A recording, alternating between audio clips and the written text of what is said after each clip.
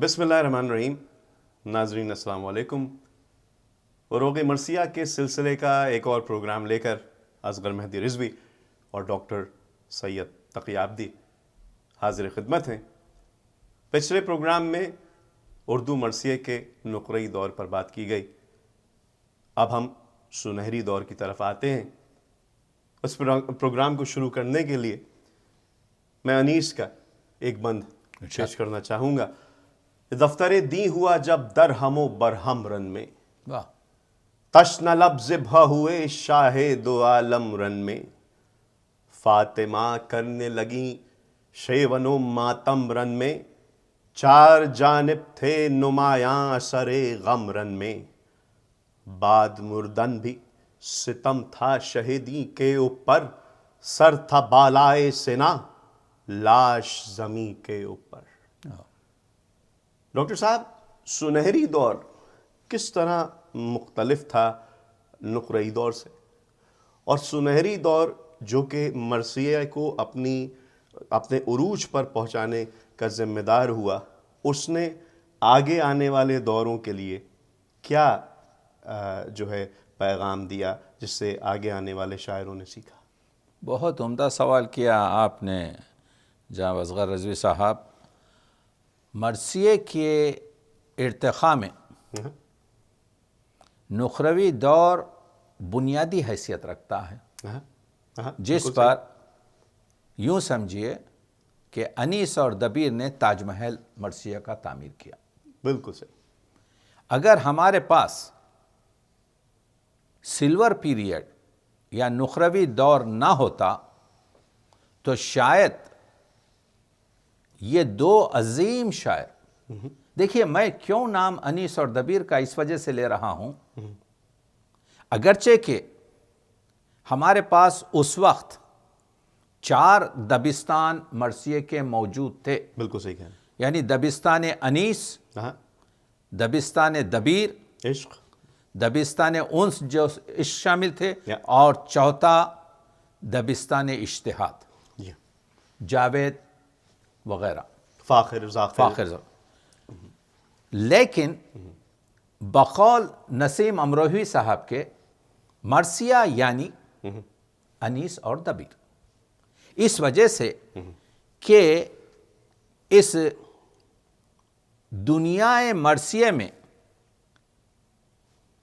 اگر روشنی دن میں کسی کی ہے تو وہ سورج کی ہے جو انیس ہیں، یا رات میں اگر کسی کی آپ کی روشنی ہے تو وہ دبیر کی ہے جو. تو اسی لیے تمام دوسرے جلتے ہوئے چراغ بھی اور جلتے ہوئے آپ کے ستارے بھی مدھم نظر آتے ہیں. بہت بہترین. رہا یہ ہے لیکن نقروی دور اور میر انیس اور مرزا دبیر نے مرثیے کے فلک کو اور کینوس کو اتنا وسیع کر دیا کہ اب عقلی میں سلطنت مرثیہ میں ایک اور عمارت بنانا اپنے نام کی واقع میں مشکل تھا، لیکن لوگوں نے کیا.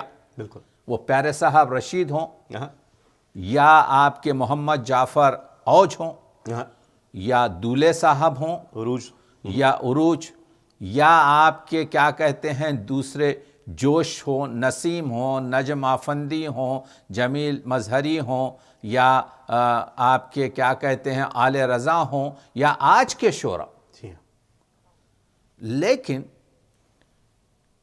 پہلے جو مرثیہ شروع ہوا، جو مثلث، مربع، مثنوی یا دوسری حیتوں میں لکھا گیا، وہ مبکی تھے جن کا صرف مقصد ثوابی تھا، یعنی صرف مطالب کو ظاہر کر دیا جائے، اور وہ بھی سلام سے، سلام علیک، کیونکہ قرآن مجید کی آیت تھی کہ یصلون علی النبی، یعنی النبی پر اور صلات بھیجی جائے، صلوات بھیجی جائے، سلام بھیجا جائے، تو ان کی آل پر بھی وہی سلام تک محدود تھا.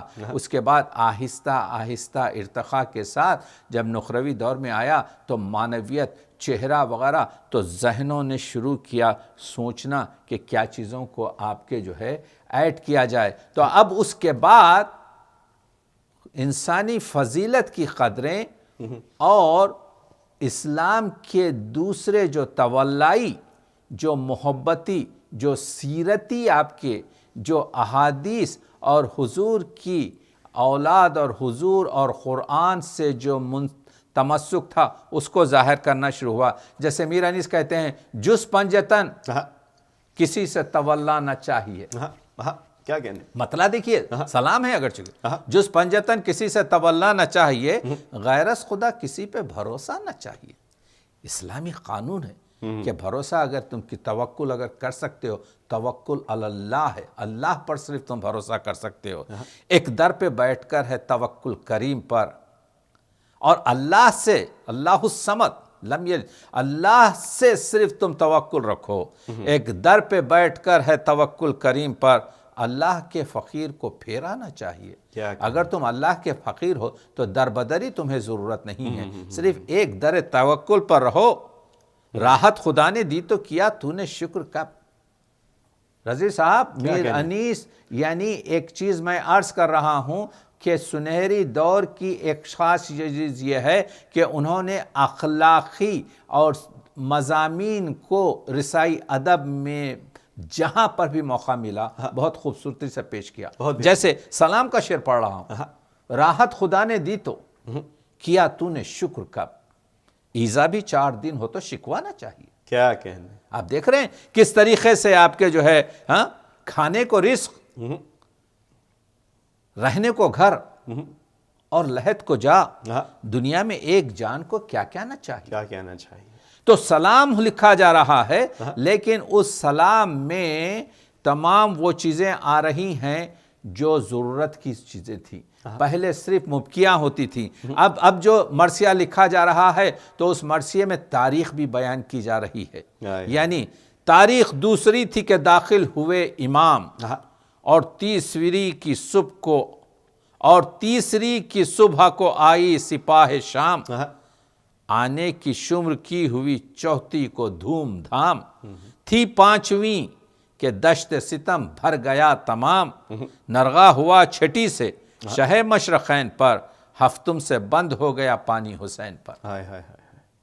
اس سے پہلے اس طرح کی بات چیت مرثیوں میں نہیں ہوتی تھی. بالکل نہیں.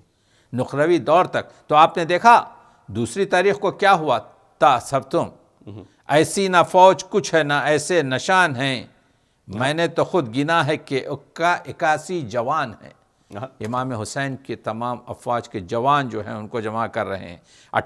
یعنی اب سنتیں استعمال ہونے لگی. یہ مرثیے میں سیاق العادات پیش کر رہا ہوں کہ سنتیں کیسی ہو سکتی ہیں. آپ دیکھ رہے ہیں 9-10 برس کے ہوئیں گے زینب کے دونوں لال، ہاں ایک جوان ہیں حضرت عباس سے خوش حسا. یعنی سنتیں پیش ہونے لگی مرثیوں میں. مرثیے میں اب انصار حسین کے نام، اس وجہ سے کہ مرثیے کے شعرا، اب وہ زمانہ گیا کہ بگڑا شاعر مرثیہ گو تھا، اب بڑھیا شاعر مرثیہ گو ہو گیا. انشاء نے کہا تھا. انشاء. لیکن اب بڑھیا شاعر مرثیہ ہو گیا کہ مرثیہ کہنے والا عام شاعر نہیں ہو سکتا، وہ بڑا شاعر ہوتا ہے. تو اب انصار حسین کے نام بھی آپ کے مرثیوں میں آنے لگے. پہلے ایک آدھ نام آپ کے شمر کا یا اس کا آتا تھا، بگڑے ابو سمامہ و سادے فلک سریر، تولی زہیر خین نے شمشیر بے نظیر، جوڑا کما میں ابن مظاہر نے جھک کے تیر، بولے اسد کے زرچ کے قابل ہے یہ شریر، آبس کو غیظ لشکر بدخو پہ آ گیا، غصے سے بل ہلال کے ابرو پہ آ گیا. آپ نے دیکھا کہ 8 یا 9 اصحاب حسین کو میر انیس نے ایک ہی بند میں جمع کر دیا. یہ یعنی مرثیہ اب تاریخ کے جز کو بھی اپنانے لگا. مرثیہ اب انسانیت کے مسائل کو بھی آپ کے جو ہے نبھانے لگا. مرثیے میں پہلے سے جذبات نگاری تو تھی، لیکن اب جذبات نگاری مرثیے میں بڑھنے لگی. آپ میر انیس کی مرثیہ نگاری دیکھیے، آپ مرزا دبیر کی آپ کے جو ہے جذبات نگاری دیکھیے. آپ دیکھیے کہ ان لوگوں نے جو مطالب جہاں پر بھی تھے اس کو پوری طریقے سے پیش کیا. میرا دل چاہتا ہے اس وقت کہ جذبات نگاری کی ایک چھوٹی سی مثال آپ کو دوں یہ بتانے کے لیے کہ میر انیس کیوں آپ کے جو ہے سنہری دور کے آفتاب ہیں. یعنی میر انیس کی جو جذبات نگاری ہے، جو منظر نگاری تو کمال کی ہے لیکن جذبات نگاری جو ہے وہ بھی اوج پر ہے. میر انیس جذبہ فداکاری دیکھیے کہ جب آخری رخصت کو امام حسین آتے ہیں شہر بانوں کے سامنے تو پوری میر انیس نے ایک جو منظر نگاری کی ہے، ایسا معلوم ہوتا ہے کہ 3 ڈائمینشنل سے بودی وہ منظر نگاری مرقع کشی ہو گئی ہے. میر انیس لکھتے ہیں کہ امام حسین فرماتے ہیں آگے تیرے آتے مجھے شرم آتی ہے بانو، شہر بانوں سے مخاطب ہیں. آگے تیرے آتے مجھے شہر آتی ہے بانو. اس کے بعد سے امام حسین اقرار کرتے ہیں کہ میکے میں تو سب کچھ تمہیں دولت تھی مہیا، میکے میں تو سب کچھ تمہیں دولت تھی مہیا، رہتا تھا صدا بر میں لباس سے قز و دیبا، گھر فاطمہ کے آ کے کیا فاقے پہ فاقہ، پیوند پہ پیوند ہیں چادر میں ہر ایک جا، ایک دولت اولاد جو خالق نے عطا کی سو وہ بھی برے وقت میں شوہر پہ فدا کی.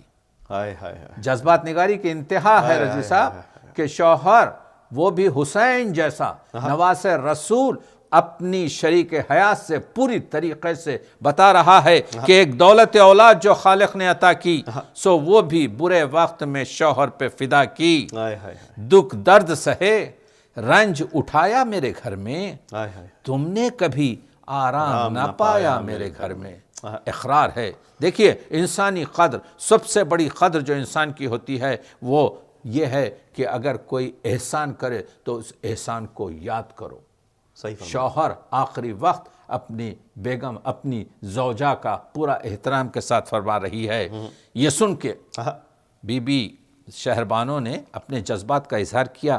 دیکھیے شاعری یہ ہوتی ہے، رو کر کہا بانوں نے یہ فرماؤ نہ حضرت، رو کر کہا بانوں نے یہ فرماؤ نہ حضرت، کونین کی دولت ملی حضرت کی بدولت، اس فاقہ کشی سے کوئی افضل نہیں نعمت، اقبال تھا میرا کہ ہوئی آپ سے وصلت. یہ میرا اقبال تھا میرا کہ ہوئی آپ سے وصلت. کسرا کی جو پوتی ہوں تو کچھ فخر نہیں ہے، سرتاج میرا دوش محمد کا مکی ہے. کیا کہنے، دوش محمد کا مکی ہے. میر انیس نے یہاں پر دوش محمد کا مکی یہ بتا دیا کہ پیغمبر اکرم جب امام حسین بہت ہی کم سن تھے تو اپنی کمر پر اپنے دوش پر حسین کو اٹھاتے تھے تو آپ نے دیکھا کہ سسرا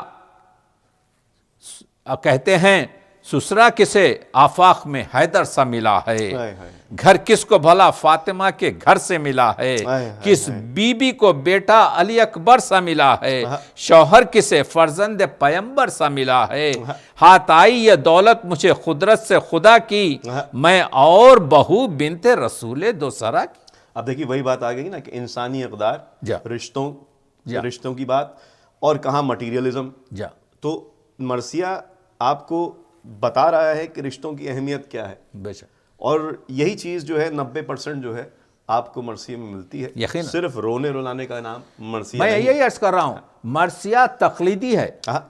دیکھیے ایک اعتراض یہ بھی کیا گیا تھا میر انیس پر کہ میر انیس نے عربی خاندان کو ہندوستانی اور آپ کے بر صغیر اور ہماری زمین سے منسوب کر دیا. میر انیس نے بہت اچھا کام کیا. اگر علی اصغر ماتھے پہ ہاتھ لا کے آداب اور سلام کرتا ہے جو عرب میں رواج نہیں ہے، یا حضرت قاسم صحرا پہنتے ہیں جو عرب میں رواج نہیں ہے، یا ام کلثوم یا حضرت زینب یا کبرا اپنی چوڑیوں کو توڑتے ہیں جو چوڑی پہننے کا وہاں پر وہ نہیں ہے، میر انیس نے دانستہ طور پر یعنی سنہری دور کے شعراء نے وہ دبیر ہوں کہ انیس ہوں کہ نفیس ہوں کہ اوج ہوں کہ عروج ہوں، کہ ضمیر ہوں، کہ خلیق ہوں، یہ تمام مرثیے گو شعراء نے یعنی اپنی بر صغیر کی تہذیب سے جوڑ کر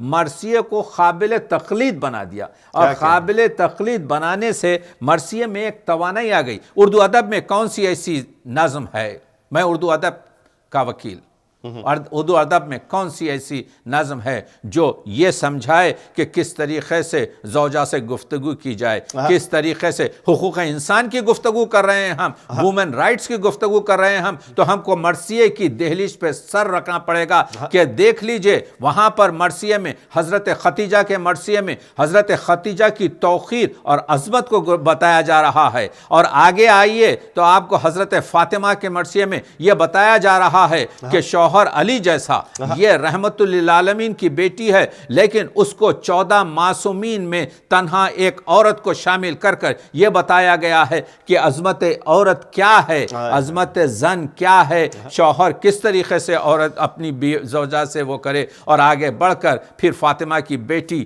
وہ ہے جو زینب کبریٰ ہے، وہ زینب کبریٰ ثانیہ زہرا ہے۔ اور دیکھیے انسان حقوق زن جس کو ہم کہتے ہیں وومن رائٹس میں سب سے بڑا حملہ یہ آپ کے عورت کے حقوق پر جو ہوتا ہے وہ اس کے ذہن پر اور اس کی فکر پر حملہ ہے۔ امام حسین ہر معاملے میں، امام حسین امام زمانہ ہے، امام حسین وہ ہے جو علی کا بیٹا ہے، جو فاطمہ کا لال ہے، لیکن جب ضرورت پڑتی ہے میدان کربلا میں کوئی بھی آپ کے مشورے کی تو کس سے مشورہ لیتا ہے؟ جا کر اپنی بہن سے مشورہ لیتا ہے۔ یعنی حسین یہ بتا رہے ہیں کہ عورت اپنے شعور کے لحاظ سے، اپنی فکر کے لحاظ سے، یعنی جو وومن رائٹس کا سب سے بڑا ایشو ہے، اگر کہیں پر اگر اس کی نمائش ہو رہی ہے تو وہ اہل بیت کے ساتھ ہے، اور اہل بیت کے جو یہ مسائل کو مرثیے میں پیش کیا گیا ہے کہ حسین کہتے ہیں کہ بہن جو تم کہو ان کو علم دیا جائے گا، یعنی امام زمانہ نے یہ بتایا کہ فرسٹ اسپوک مین، یہ دیکھیے 60-61 ہجری کی بات ہم کر رہے ہیں، اسلام کی سب سے پہلی جو اسپوک وومن ہے، اسلام کی جو سب سے پہلی سفیر ہے، جس خاتون نے اپنے حسکا ہوا ہے، پڑھیے خطبہ حضرت زینب جس کو مرثیوں میں بہت سے ہم نے آپ کے جو ہے منظوم کیا ہے، تو معلوم یہ ہوگا کہ اسلام کا پورا جو نچوڑ ہے اس کو بہت سے شعراء نے مرثیوں میں پیش کیا ہے۔ تو مرثیہ فضیلت انسان کا، حقوق زنان کا اور انسانیت کا ایک ایسا صحیفہ ہے کہ جس کو آپ جتنا پڑھیں جتنا آپ کو معلوم ہوگا کہ آج کے دور میں اسی لیے مرثیہ بہت اہمیت رکھتا ہے۔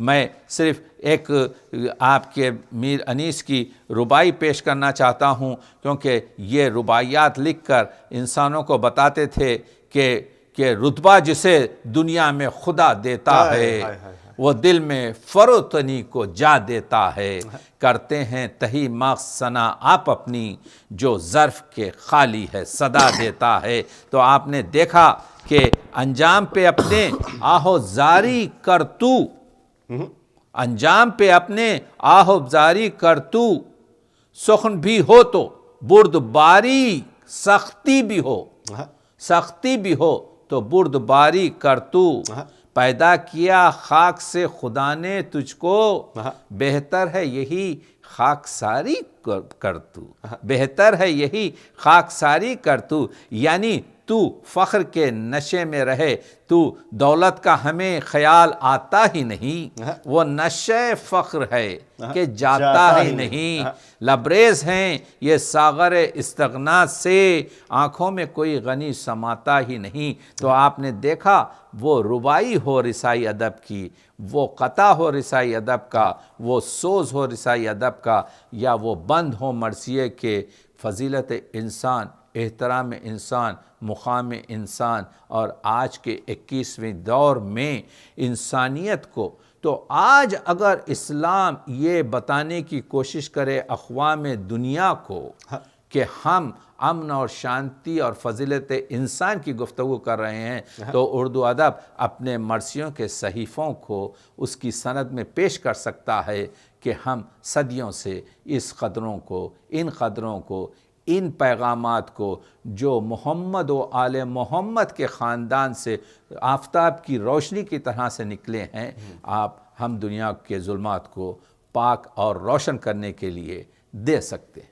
بھائی کیا کہنے ہیں ڈاکٹر صاحب، علم کا تذکرہ آیا اور میر انیس کا تذکرہ آیا، تو ایک مرثیہ ہے جو کہ بہت بعد میں لوگوں تک پہنچا، کھولا علم جو خسرو زریں کو لا، اس کے 2 بند صرف علمداری حضرت عباس میں پیش کروں گا کہ جب علم جناب عباس کو ملا ہے تو اس کے بعد کہتے ہیں انیس کے روتے ہوئے بڑھے حرم شاہ ذوالفقار، سب نے بلائیں لیں علم شاہ کی بار بار، آئی صدائے حضرت خاتون روزگار، عباس میں علم کے فدا اور تیرے نثار، شکر خدا کہ جعفر طیار تم ہوئے، ارے واری میں خوش ہوئی کہ علمدار تم ہوئے۔ سبحان اللہ۔ اور سنیے کہ گردو پر جب تلک علم کہکشاں رہے، قائم علی کے لال کا نام و نشاں رہے، سر سبز و کامیاب رہے تو جہاں رہے، بیٹا خیال حفظ امام زمان رہے،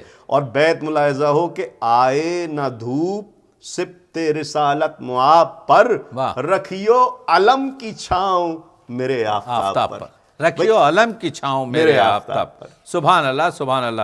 یہ دیکھیے مرثیے سے پہلے جو سلام پڑھتے تھے مرثیہ نگار ہمارے، اور سلام میں عجیب چیز ہے کہ مونس اور تعشق کے سلام دنیا میں بہت معروف ہوئے ہیں، یعنی یہ ایک گھسا پٹا مضمون کو بھی نئے طریقے سے، تعشق کے سلام کے چند آپ کے جو ہے شعر سنیے کہ گھر کو چھوڑا شاہ نے جنگل بسانے کے لیے، گھر کو چھوڑا شاہ نے جنگل بسانے کے لیے، کربلا میں آئے تھے جنت میں جانے کے لیے، اور جو حسین کی بے کسی دیکھیے، ظہر کو زینب سے جب ملنے گئے گھر میں حسین، ظہر کو زینب سے جب ملنے گئے گھر میں حسین، کوئی دیوڑی پر نہ تھا پردہ اٹھانے کے لیے، کیا کہنے سرکار، کوئی دونی پر نہ تھا پردہ اٹھانے کے لیے، اور عرض کیا ہے کہ کہتی تھی ماں خط میرے اکبر کو تھا پیغام مرگ، یہ جوانی آئی تھی گویا بلانے کے لیے، یہ جوانی آئی تھی گولا بلانے کے لیے، تھی صدا زہرا کی زینب مر گیا تیرا حسین، تھی صدا زہرا کی جانب مر گیا تیرا حسین، گھر میں جا بیٹی صفے ماتم بچھانے کے لیے، گھر میں جا بیٹی صفے ماتم بچھانے کے لیے۔ اور یہ شعر دیکھیے کہ دست عابد چوم کر تفلی میں کہتے تھے حسین، کیونکہ حضرت عابد بیمار نے ہی خبریں بنائی تھیں حسین کی، دست عابد چوم کر تفلی میں کہتے تھے حسین، پھول سے یہ ہاتھ ہیں خبریں بنانے کے لیے، اے تعشق وائے حسرت کچھ نہیں زادے سفر، ہاتھ خالی بیٹھے ہو دنیا سے جانے کے لیے، ہاتھ خالی بیٹھے ہو دنیا سے جانے کے لیے۔ یعنی اور جیسا میں نے مونس کا ذکر کیا تھا رضی صاحب، یہ جو چادریں چھینی جاتی تھیں، ہماری چادریں عرب میں جو چھینی جاتی تھیں، وہ ایک تو تذلیل کرنے کے لیے تاکہ حرمت ان خواتین کی آپ کے جو ہے وہ کریں، دوسرے مادی طریقے سے کہ ان چادروں میں موتی اور سونے اور چاندی کے تار ہوتے تھے تاکہ اس سے کچھ مادی نفع حاصل ہو سکے۔ لیکن میر انیس کے چھوٹے بھائی نواب مونس نے ایک ایسا شعر لکھا ہے کہ جس میں چادر چھیننے والوں کو آپ کے پشیمان کر دیا۔ مونس کہتے ہیں ردائے بنت زہرا لوٹنے کو لوٹ لی لیکن، ردائے بنت زہرا لوٹنے کو لوٹ لی لیکن، پشیماں بھی ہوئے پیوند چادر دیکھنے والے۔ ارے ہم نے کس کی چادر لوٹی ہے؟ یہ فاطمہ کی چادر ہے، اس میں پیوند ہیں، اس میں سیم و زر کے تار نہیں ہیں، اس میں موتی نہیں ہیں، ہم نے مخدرات کے سر سے چادر کی ہے۔ لیکن اللہ کا فرمان ہے کہ ان کے سر پر چادر تطہیر باقی ہے. آہا دشمنوں نے چادر اوڑھ کر کچھ نہیں کر لیا, چادر لوٹ کے کچھ نہیں کیا. اسی وجہ سے 1400 سال گزرنے پر بھی آج ہم بیٹھے ہوئے تذکرہ ان مقدرات کر رہے ہیں کہ یہ نبی کے گھر کی نواسی بیٹیاں ہیں, نبی کے گھر کی نواسیاں ہیں, نبی کے گھر کی اہل بیت ہیں, جن کی وجہ سے آج دنیا میں یہ پوری عظمت اور حرمت اور اسلام کی رونق باقی ہے. ڈاکٹر صاحب, تذکرہ ہو رہا تھا سنہری دور کا, اور ماشاءاللہ سے انیس کا کلام آپ نے پیش کیا, تعشق کا کلام آپ نے پیش کیا. کیا یہ کہنا صحیح ہے کہ انیس کی موجودگی میں ہم مونس کو سلام کا انیس کہتے ہیں؟ تو آپ یہ سمجھتے ہیں کہ مونس کے ساتھ تھوڑی بہت یہ سمجھ لیں کہ ناانصافی ہوئی کہ انیس جیسا بھائی موجود تھا؟ کیونکہ جب انیس کے مرثیے دیکھیں اور مونس کے مرثیے دیکھیں تو عجب بات ہے کہ کبھی کبھی مزہ ایک ملتا ہے. بہت سے کہا. دیکھیے, جب 1000 بتی کا گولا روشن ہو تو دوسرے جو 800 بتی کا یا 500 کا ہوتا ہے وہ ایسا معلوم ہوتا ہے ٹمٹما رہے ہیں, کوئی جلتے نہیں. مسئلہ یہ ہے کہ ذوق بہت اچھا شاعر ہے, بالکل, اور میرا پسندیدہ شاعر ہے. حضرت ذوق بڑا شاعر ہے, لیکن غالب کے سامنے بجھ گئے. بالکل بجھ گئے. اسی طریقے سے دبیر جیسا شاعر میر انیس کے سامنے آپ کے جو ہے اتنے رونق, اگرچہ کہ دبیرے اور انیسیں دونوں آپ کے ایکول ہیں میری نظر میں, میری ایک آنکھ دبیرہ ہے, میری ایک آنکھ انیسیں ہے, لیکن ہوتا یہ ہے کہ روشنی جو ہوتی ہے آفتاب کی, کتنا ہی آپ کے جو ہے پاورفل چراغ ہونے دیجئے, اس کی روشنی اتنی نہیں پھیلتی. بالکل صحیح کہا آپ نے. اب آپ دیکھیے, مونس کا آپ نے ذکر کیا, مونس کے مرثیوں کی بات, مونس کے جیسے سلام کوئی لکھ نہیں سکتا. اصغر سلامی تیر و ستم کھائے آتے ہیں, گردن پدر کے ہاتھوں پہ لٹکائے آتے ہیں. منظر کشی دیکھیے, مونس کا سلام پیش کر رہا ہوں, مونس کس طریقے سے تیروں کا مہ برستا ہے, ننھی سی لاش پر کالی گھٹا کی طرح لئی چھائے آتے ہیں. کیا استعارے ہیں, کیا منظر کشی ہے. منظر کشی جب سیبودی ہو جاتی ہے تو مرقع کشی بن جاتی ہے. پانی دیا نہ ظالموں نے, پیاسے مر گئے, گل کی طرح سے دھوپ میں مرجھائے آتے ہیں. ایک مصرے میں اگر منظر ہے تو دوسرے میں تشبیہ ہے, دوسرے میں آپ کے تشبیہ ہے. کہتے ہیں بازو چھدا ہے شاہ کا, بچہ ہے خون میں تر. یعنی ذکر نہیں کر رہے ہیں یہاں پر سوفار کا, یہاں پر تیر کا, صرف حالت بیان کر رہے ہیں. بازو چھدا ہے شاہ کا, بچہ ہے خون میں تر, چھوٹی سی لاش چھاتی سے لپٹائے آتے ہیں. حضرت کو ہے یہ سوچ کے بانو کہے گی کیا, حضرت کو ہے یہ سوچ کے بانو کہے گی کیا, گردن کو مارے شرم کے نہڑائے آتے ہیں. اور عرض کیا ہے کہ کہتے ہیں بولے ودا کر کے یہ اکبر کو شاہدیں, ہم تابگور بیٹے کو پہنچائے آتے ہیں. کیا ظلم ہے کہ ایک کے سر پر نہیں ردا. یہ اہل بیت کا خاندان, یہ محمد کا خاندان, کیا ظلم ہے کہ ایک کے سر پر نہیں ردا, چہروں پہ اپنے بالوں کو بکھرائے آتے ہیں. پہنچے حرم وطن میں تو ہر سمت غل ہوا, آفت زدہ ستم زدہ دکھ پائے آتے ہیں. عابد سے جو مدینے میں حضرت کو پوچھتا, کہتے تھے رو کے ہم انہیں دفنائے آتے ہیں. مونس سلام سن کے تیرا بزم غم میں لوگ منہ آنسوؤں کا چشم سے برسائے آتے ہیں. بھائی کیا کہنے ہیں ڈاکٹر صاحب. اب مونس کی بات کریں تو مجرئی خلق میں ان آنکھوں نے کیا کیا دیکھا, ٹھیک ہے. اور اس کے بعد جب مرثیے کی بات کریں ناظرین, تو لاش اکبر کی جو مقتل سے اٹھا لائے حسین. تو مونس کی بات ہو رہی تھی. اس پروگرام کا اختتام واپس آ کے اس سنہری دور کی طرف کرنا چاہوں گا کہ جو ڈاکٹر صاحب نے فرمایا کہ نسیم امروہی صاحب کے لیے تو مرثیہ صرف انیس و دبیر ہے. تو وہی بات چراغ خون حسینی مدام روشن ہے میں نسیم صاحب نے کہا ہے کہ کسی کی بزم سخن کا نہیں میں گو کے جلیس, مگر یہ میرا عقیدہ ہے اور ہے بھی نفیس. بے شک. اب شاعروں کے نام بھی دیکھیے, اب بیٹوں کے نام ہے نا. نسیم باغ لگائیں جو مل کے بھی 10-20, وہی پھلیں گے جو ہوں قائل دبیر و انیس. یہ فکر ہے شہ روشن ضمیر کا صدقہ. یہ مرثیے ہیں انیس و دبیر کا صدقہ. اور انیس کون؟ قدیو سخن خدائے سخن, دبیر شاہ سخن خالق بنائے سخن، انہی کے جسم پر موضوع تھی بس قبائے سخن، سبحان اللہ۔ چراغ دو تھے مگر ایک تھی ضیائے سخن، نشانہ ایک تھا گو مختلف کمانیں تھیں، واہ، کہ ذوالفقار کی گویا یہ دو زبانیں تھیں۔ سبحان اللہ، سبحان اللہ، سبحان اللہ۔ انشاءاللہ اسی گفتگو کو اگلے پروگرام میں ہم دوبارہ سے آپ کے سامنے پیش کریں گے۔ اجازت دیجیے، خدا حافظ۔